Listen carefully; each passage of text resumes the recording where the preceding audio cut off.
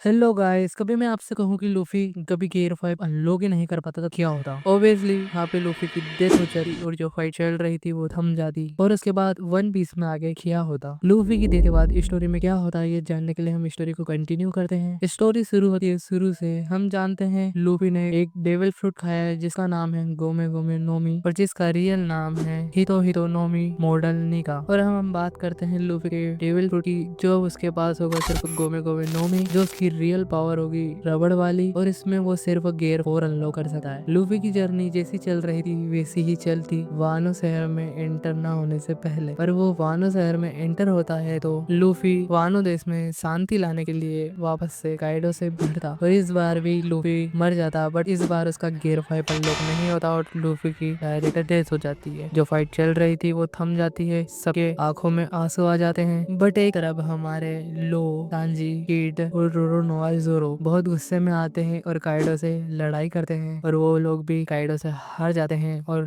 Kaido उन्हें अपनी jail में बंद कर देता है। और उसी तरफ वन पीस के पूरे वर्ल्ड में लूफी और काइडो के बीच के युद्ध के बारे में चर्चा होती है और उसमें पता चलता है कि लूफी की डेथ हो गई है। हमारे one of the best alien को सेंस को भी ये पता चल जाता है और मंकी डी गार्फ को भी ये पता चलता है कि लूफी की डेथ हो गई है। और तो और यह बात हमारे मंकी डी लूफी के पापा यानी मंकी डी ड्रैगन को भी पता चलती है और लूफी के भाई साबो को भी पता चलता है। वो दोनों भी वानो देश की तरफ निकल जाते हैं। मंकी डी लूफी को चाहने वाले सारे लोग एक एक करके वानो शहर की तरफ बढ़ने लगते हैं और वहाँ काइडो ने हमारे मंकी डी लूफी के सारे मेंबर और जिनके साथ उसने एलायंस बनाया था किड और लो के सारे मेंबर को पकड़ के में स्टोन की जेल में बंद कर दिया है। फिर आगे बार्थोलोम्यू को भी इस बारे में पता चलता है कि मंकी सेनपाई की डेथ हो गई है तो वो भी अपने 5600 क्रूमेट को लेके वानो शहर की तरफ निकल जाता है। और अब रेडियर, सेंक्स और गार्फ वानो शहर की तरफ पहुंच जाते हैं। दोनों को देखे बिग मॉम और काइडो एलायंस बना लेते हैं। साथ में मंकी डी गार्फ और सेंक्स